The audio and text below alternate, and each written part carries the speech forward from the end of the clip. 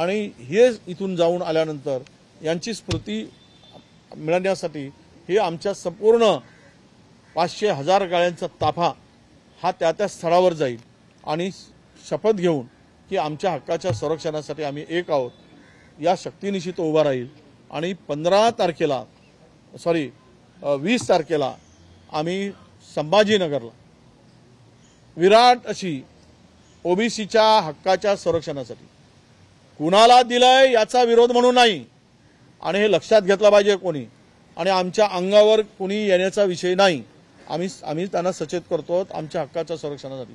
तुम्हाला मिळवत असताना तुम्ही मिळवलात, पण आता मात्र आमच्या हक्काच्या संरक्षणाची पाळी आली।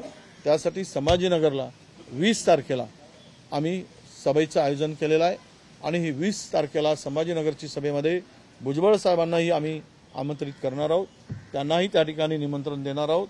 सर्व ओबीसी महाराष्ट्रातला त्या ठिकाणी एकत्र यावा, एकत्र येऊन लढावा, आपल्या हक्काचं संरक्षण करावं, संविधानिक संरक्षण करावं, ही त्यामागची भूमिका 20 तारखेमध्ये आम्ही मांडणार आहोत।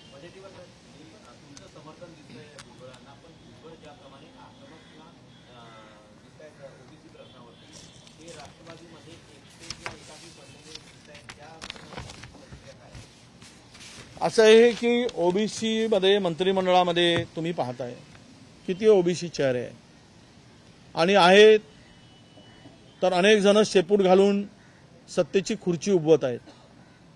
शेपूट घालून मुद्दाम शब्द वापरतो। त्यांना सत्ता महत्वाची आहे, ओबीसी आणि आपल्या समाज बांधवाचं हित महत्वाचं वाटत नाही, म्हणून ते शेपूट घातले आहे। कोणी लढतो आहे तो एकटा पडणारच, कारण सत्ता आणि संघर्ष जर ज्यांना करायचा आहे तो समाजासाठी, तर त्याला एकटे पाडत असतील तर हा समाज नक्कीच ओबीसी म्हणून स्वतःच्या संरक्षणासाठी जो लढेल त्याच्या पाठीशी उभा राहील।